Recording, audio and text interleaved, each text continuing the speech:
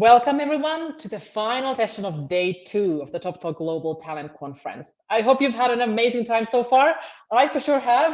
I have learned a lot about many different topics, and we still have one day to go. Joining us now is Jonathan Merlos from El Salvador.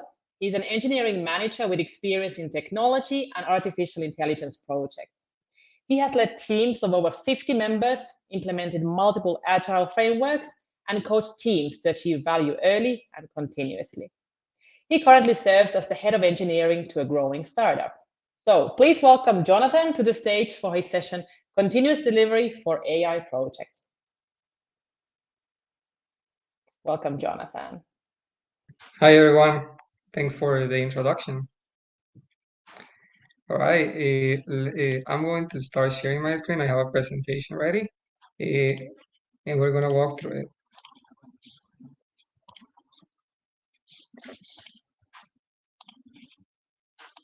All right, perfect. Welcome, everyone. As I was being introduced, this is the last session of this day. Of course, there is another one. There's another day tomorrow, so I invite you to join those sessions as well. And also, if you're more interested about the Toptal, you can also check it out on internet. This presentation is about continuous delivery for AI projects. I know a lot of the people that are watching this conference have already worked in technology, so I know why that you have some understanding of continuous delivery, and most of you have implemented that in traditional software projects. However, we're going to try a different perspective this time, and we're going to try to see how those same principles apply to projects that use or leverage artificial intelligence. Well, I was already introduced, but let me kind of say a few things about me. I'm the head of engineering at Fitun, which is the startup that I work for right now. I also I'm an engineering and project management consultant, and I really love everything about art, artificial intelligence, and sports. And you're going to get to see some of that in this presentation as well. How did this presentation start? I want to mention a story. In Fitun, where I work right now, we were having some issues with the way that we were working, in which we were periodically releasing, and even though we were releasing in a kind of good pace every 2 weeks, and we were also producing a lot of value, there was always this idea of we have finished something and we cannot put it in production because we need to wait until we have finished everything in the sprint to do our regression testing and to put it in production. Uh, After that, we got to implement many of the things that were related to continuous integration and continuous delivery, such as feature flagging, trunk-based development, and many of the other monitoring and observability tools that allowed us to release, even if not everything that was scheduled for that specific sprint was finished.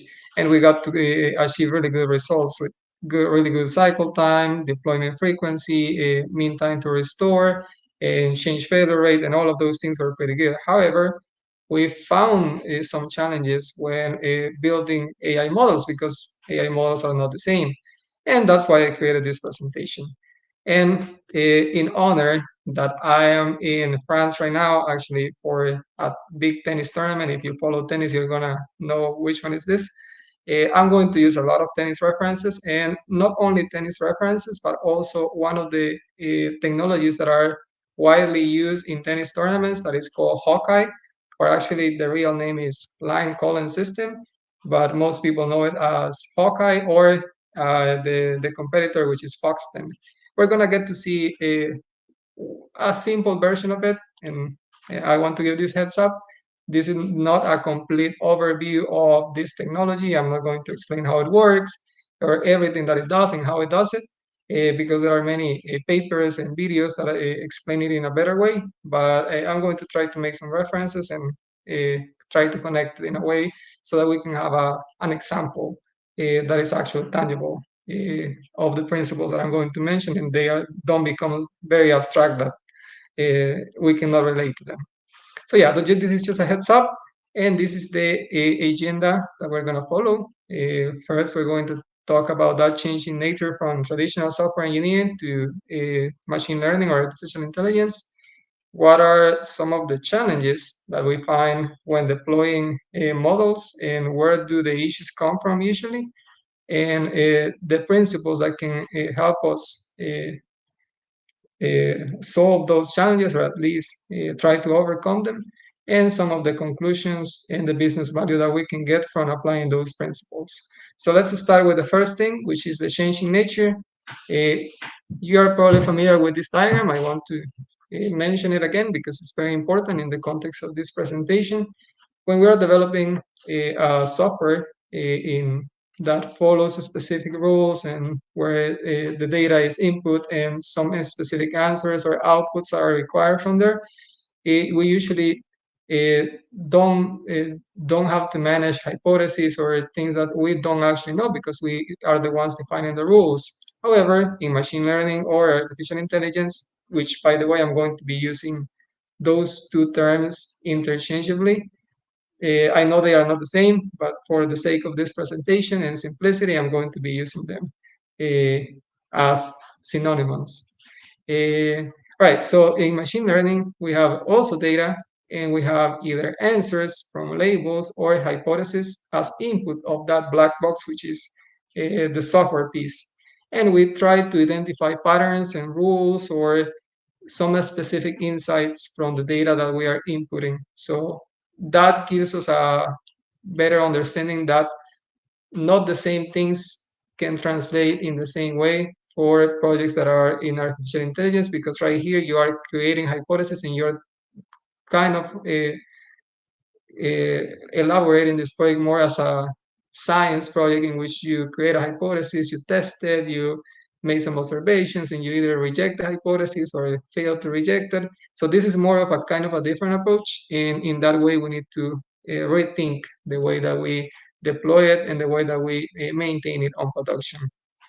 And an example of this is, as I mentioned before, the Hawkeye system, which combines the input of many cameras, around 12 cameras in most tournaments, and they process that input to a central computer that allows for a triangulation to be made on the position of the ball, which is similar to what GPS does, which is combining the information of different satellites to try to calculate a position.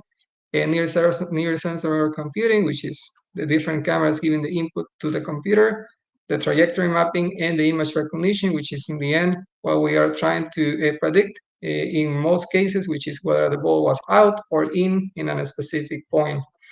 Uh, and usually, the way we do this in most projects is that we have some data. In the case of the Hawkeye model, it probably use input from past games and try and already knew and if the ball was out or in, if the trying to train it on that data and then testing it against the actual result and seeing if it was actually calculating it the right way.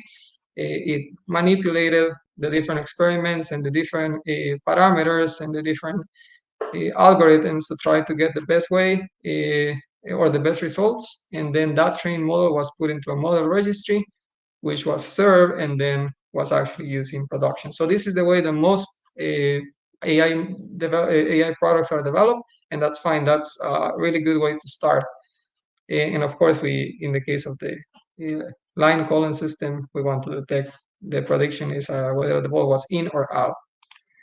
And usually, after a few iterations and after calibrating the model, we get great results. That means we get high accuracy, high precision, high recall, F1 score, low variance, and everything looks great.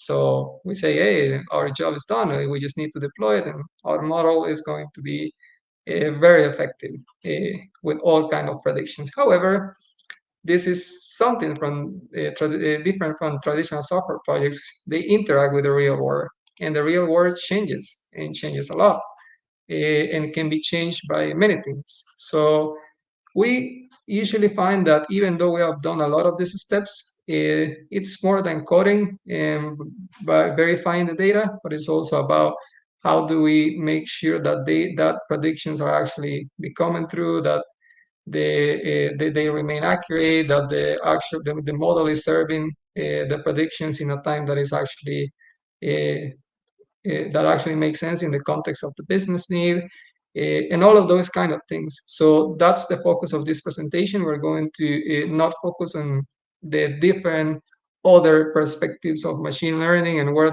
those issues can be solved, because there are many other issues that you can find while developing a model. But we're going to focus on these three, which is machine resource management, serving infrastructure, and monitoring. However, if you want to know more about other sources of technical debt in machine learning model development, there is a very good paper that is called Hidden Technical Debt in Machine Learning System.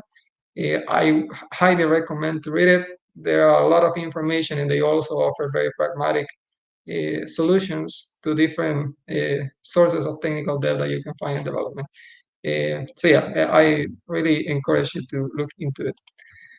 So when we have developed the model and we have put it in production, we find very interesting challenges.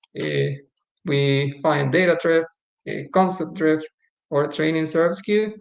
I'm not going to explain them in detail, but in case people in this audience don't know what they mean, this is basically when you have trained a model in, for example, training serve skew is the results that you're getting in the training phase are not the same that you are obtaining when you have served the model in production.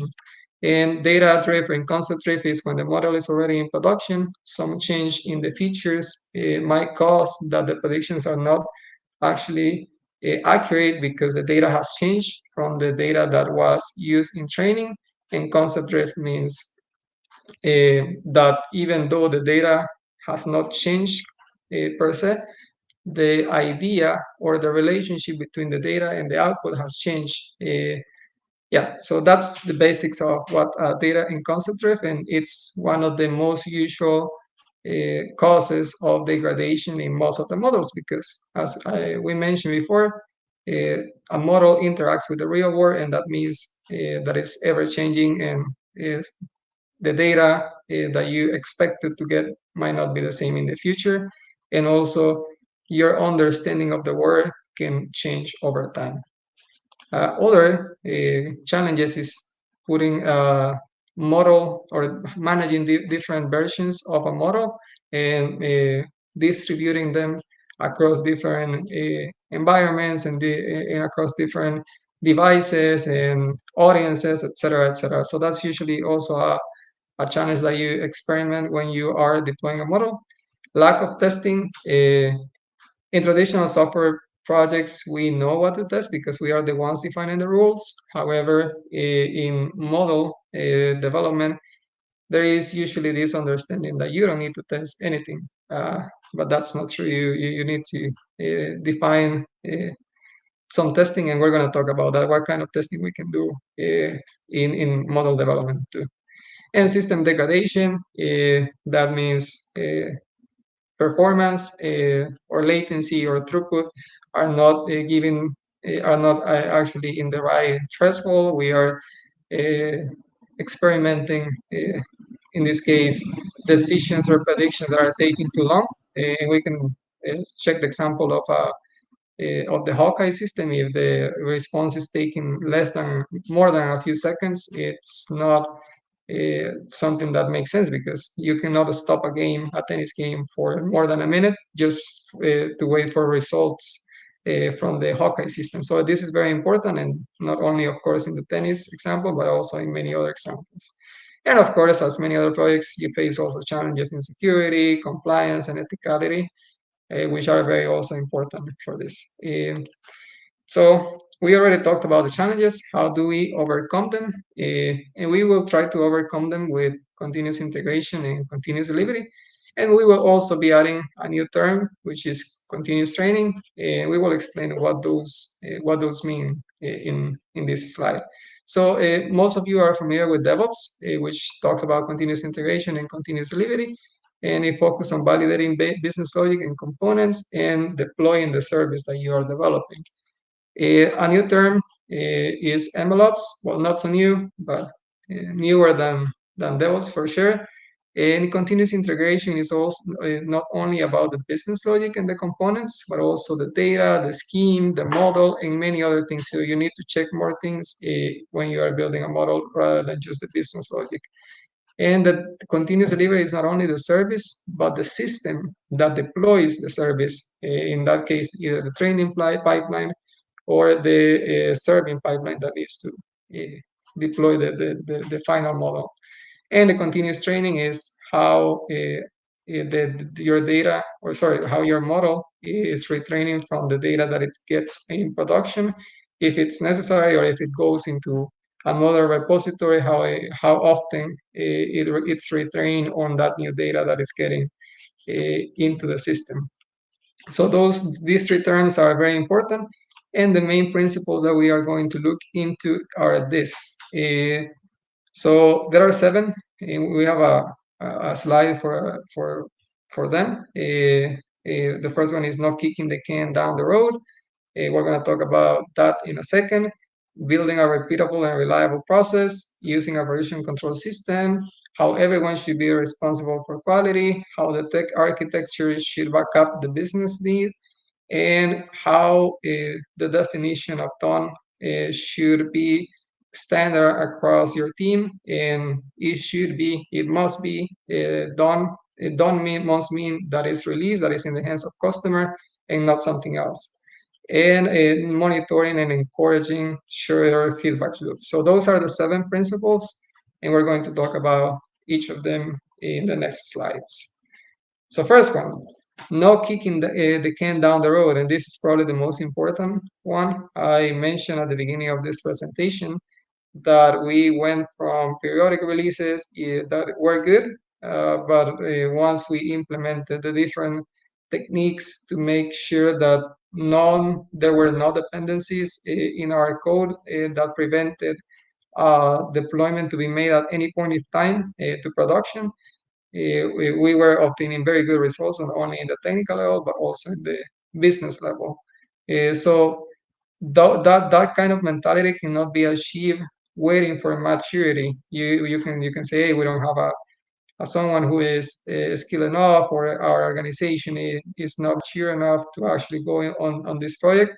The way that you achieve maturity is by pursuing it. So the first thing is that continuous delivery must be actively pursued, and it's not something that it's going to be easy at any point on time. So if you're there hesitating about whether or not you should go and take over this project, go ahead and do it. It's very important, and it will help a lot in many ways, and we will uncover many of the business needs or technical needs that are probably right now hidden because no one is willing to take over that project.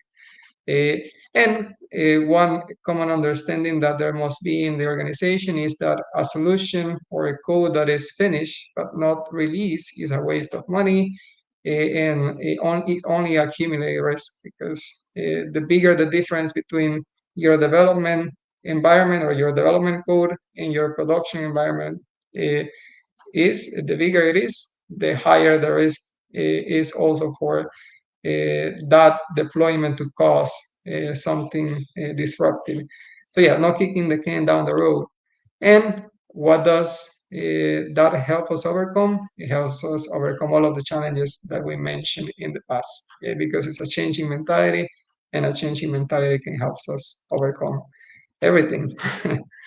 The second one is a repeatable and reliable process, and we have an image of Roger Federer here. What's a better image than that? He is the definition of elegance and simplicity. We want to build a pipeline that is similar to that, in the sense of we don't want to make it more complex than it should be. And we want to also have a heuristic model. That means a model that we have built upon our theories or conceptions of the world that can be compared to the model, because if we are building a model that doesn't defeat that heuristic model, it kind of doesn't make sense to build something more complex when something more simple can defeat it. And this is ways to simplify a model. There are many, and you can look them up in different sources that are that are more detailed in these kind of things. But dimensionality, that means the less or the fewer features or combinations or uh, uh, parameters that you are using, the better is to troubleshoot your model and understand what's happening. The hyperparameters, adjust them so that the output can be obtained in a in an optimized way. Exploring the data distribution, it's very important to look into the data and see what's the distribution to choose the right algorithm. And after training, you can also do some techniques like quantization or trimming that can optimize the model after training. And only decoupling when necessary. This is very important because a lot of uh, a lot of us that are very focused in the engineering side, we want to build this model that has independence of data, independence of the logic of the business need, and also independence of the prediction service. Um, and that's good. That is good when you have a clear understanding of what you want to achieve. But in 99% of the cases, and mostly with model development, that's not the case. You still kind of hesitate about what's the actual result that you want to get, what's the actual business need that you're trying to obtain. So yeah, try not to over engineer when it's not needed. If it's successful, hopefully you are going to get into like the coupling and all of those kind of things. So simplifying and don't make it more complex than it should be.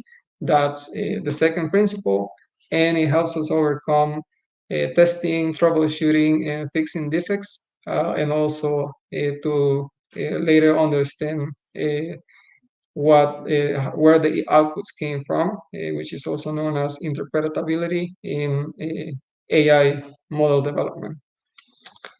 All right, so let's look at an example. Let's say we have created a model that has also metadata and artifacts and parameters, and we want to put this in a pre-production system to test it out, and then into a production system. And that production system is obtaining new data and it's making decisions. So far, this is our simplified pipeline, and this is fine. And we also have changed our mentality to make sure that we want to take over this project of making things independent and always in a releasable phase. So let's look how we can improve this diagram right here into something even better with the next few principles. The third one is using a version control system. In software engineering, traditional software engineering, we have Git, which is very useful, and it has many strategies that can be also used for models and the different artifacts and metadata that is created besides it. Uh, but yeah, I will recommend if you're building a model to use a model registry. If I can mention a few examples, I can say SageMaker, Vertex AI, Databricks, Neptune AI. Those are pretty good ones. It doesn't matter which one you use. You can kind of look at whether your data is stored at, what's the one that aligns the most with the philosophy of your team, and if someone has an expertise on one of those tools already, it might be also good to use that tool. But I don't have a specific suggestion there, but only use it because besides allowing you to manage a version control system in your model, it also gives you other tools to monitor and to create logs and other kinds of things that we're going to get to see in a second, that will help you a lot. And you will not have to create those things from scratch. The model registry will already give you that those things. So if you get anything from this presentation, make sure that one of those key insights that you get is that you should use a model registry. Um, Tron-based development, I highly recommend it. That way you maintain a single source of truth for your code base, for your metadata, and for your model. Usually in models, there is this necessity to archive. So these model registries usually connect with repository services and object storage services. Sorry, uh, so that that data can also be archived, not necessarily in the version control system, but also in a object storage system. Uh, and the combination of Tron-based development with small experiments that are needed, because you need to create hypotheses and test them, need to be integrated to the main constantly, and they don't need to be open for so long. You want to make sure that when you create a hypothesis, you want to reject it or fail to reject it as soon as you can. Otherwise, it's just going to keep be kept open and just create many costs, and that's not what we want to achieve. And we want to use feature flags. That means that if something is not finished yet, we can hide it using logic in our system to prevent the users or the model to take those changes into account to make the predictions. And what it helps us overcome is versioning and dependency hell in many, by also integrating a model registry, we are getting at the same time, by the same price, many of the tools that those model registries offer to helps us in the development and deployment of our model. The fourth one, and we're at the middle right now, so bear with me on this one. Uh, Everyone is responsible for quality, and this applies also for traditional software engineering, so you might have heard about it. There are many kinds of testing that you can do. You can do testing on the data itself. You can do unit or batch testing. You can do statistical evaluations on your data. And we're going to get to see a few metrics in the last principle because it focuses on um, monitoring. But yeah, you might observe the distribution of your data, check for outliers. If your model needs to be needs to make sure that no outliers are present, or at least that the number of outliers is not that much, because it might disrupt your the performance of your model. So that's very important to keep. And performance testing or operations testing, such as uh, whether the data is actually giving results in a time that is appropriate for the business need.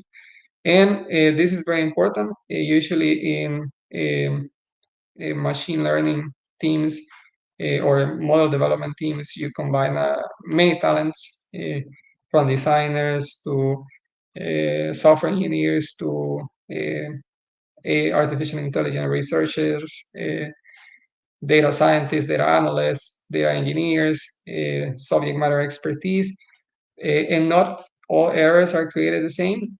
So when you find errors, make sure that they are bounded to a specific context, and that they are assigned to the right people so that they can be solved uh, as soon as possible, or put off for a later time. But that decision needs to be made as soon as possible. So it is very important to gather the right context for each error and then classify it and assign it to the right people. And it helps us overcome training and service queue because we are checking for that here in data drift, and also system failures because we are checking for them here as well.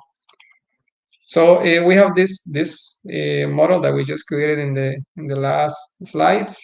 We want to put a model registry on top of our environments, and what I mentioned before, the model registry comes with a lot of good things, such as a service to allows us to better optimize our parameters.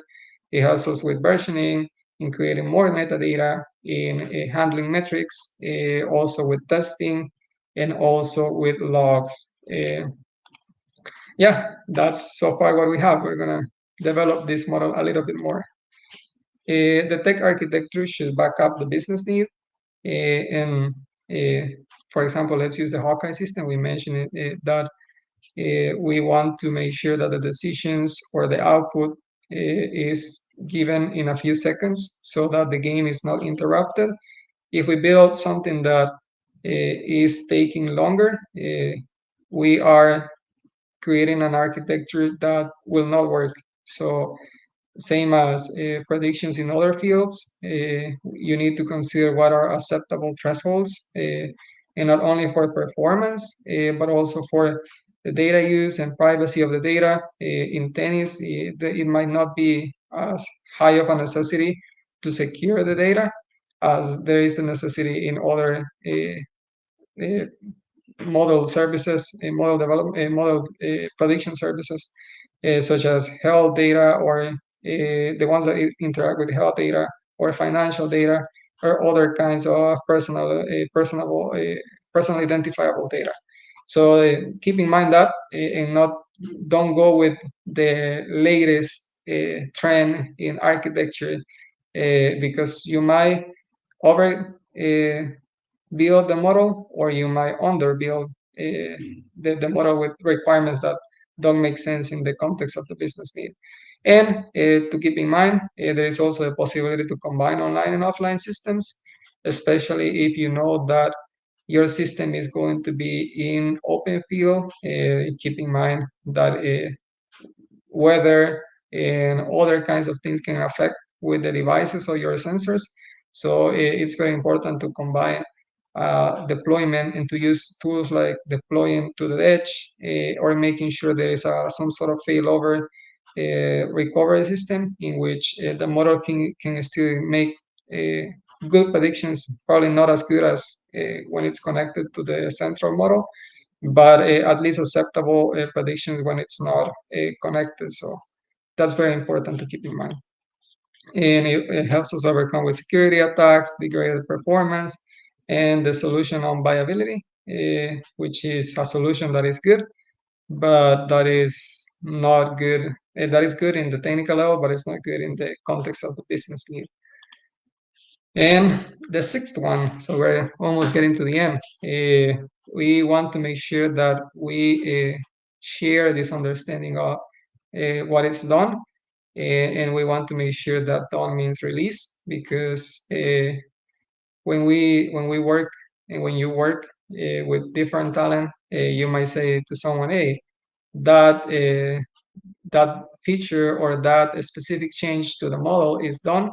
But for that person, it might mean that the data has been prepared, and for other person means that the designs have been prepared, and for other person means that the model hypothesis has been uh, uh, accepted and incorporated.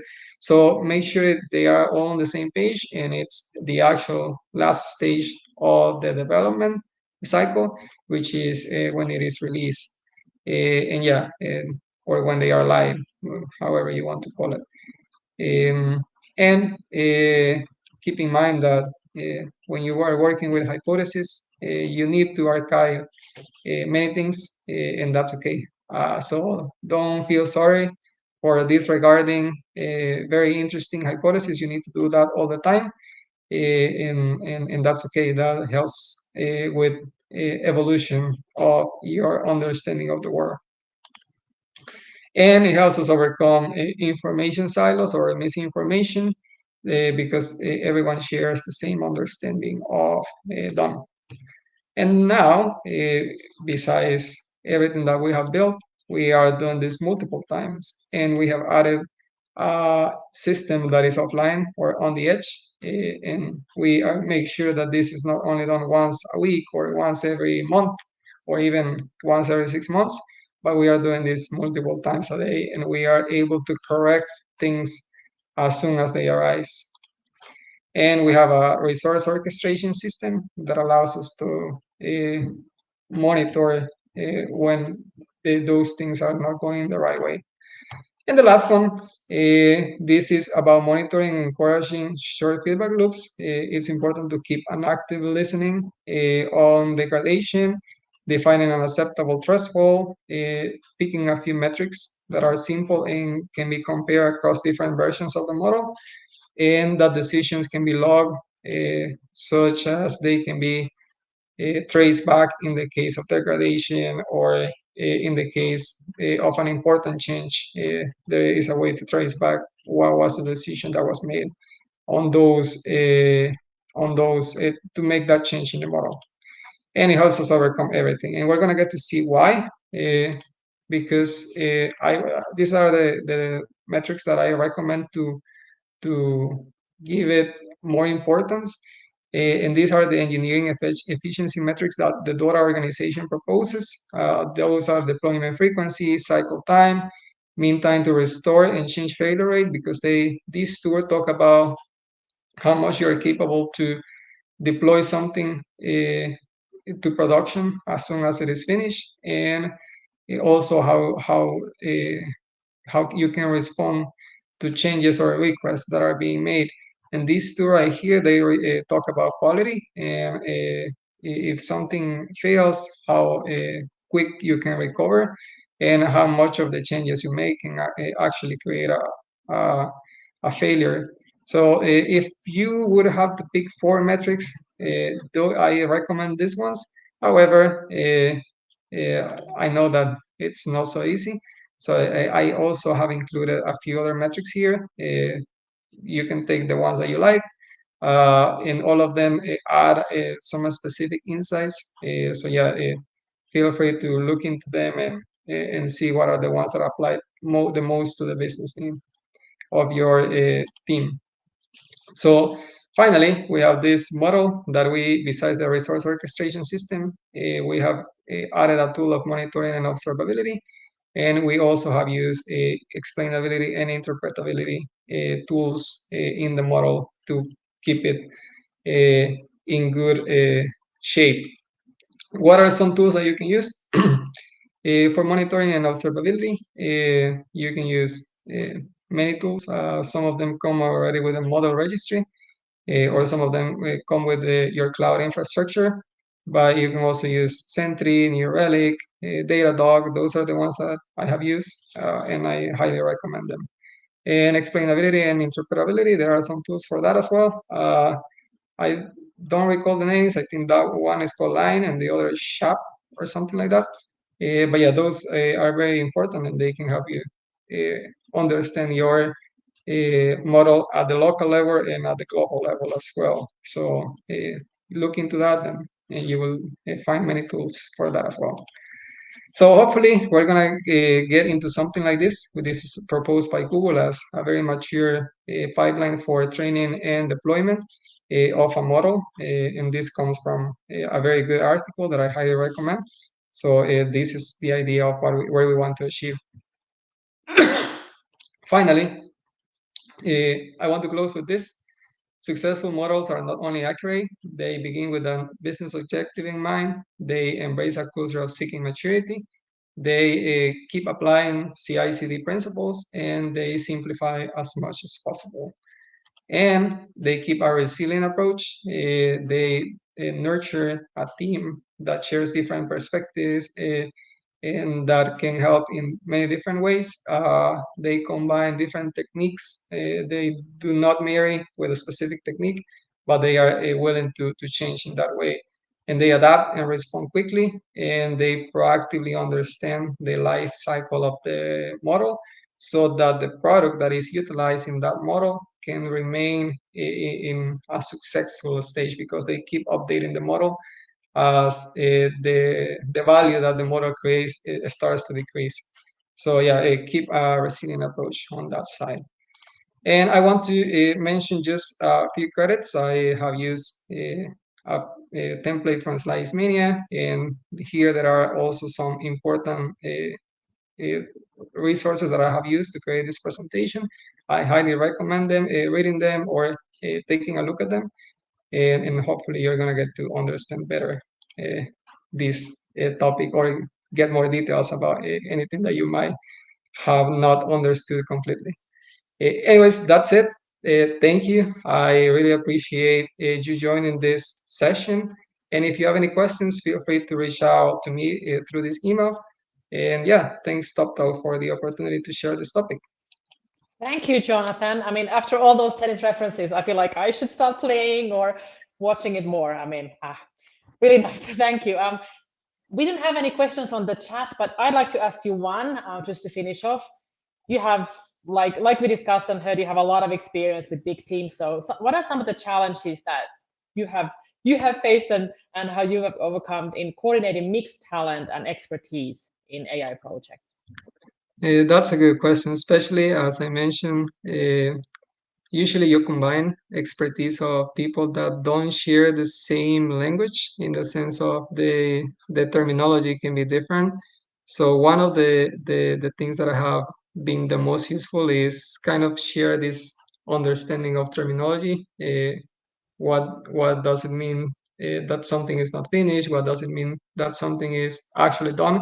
So that's probably the most useful one. And of course, there are other terms and words that need to be shared globally so that everyone understands and they are not lost when they are mentioned. So yeah, sharing a common language is probably the most important thing when you are in a team that is creating a solution for production. Yeah, thank you, Jonathan. That's a wonderful advice, and I think that applies most likely to different kinds of projects or situations, even with the client. Let's make sure we talk about things with with the same words, because easily Exactly. these are the issues of confusion. Well, we can continue the discussion on Slack. So the technical project management channel on Slack is a great spot for talking more about this topic. But for now, this is all we have on this. So thank you, Jonathan, once more. Thanks.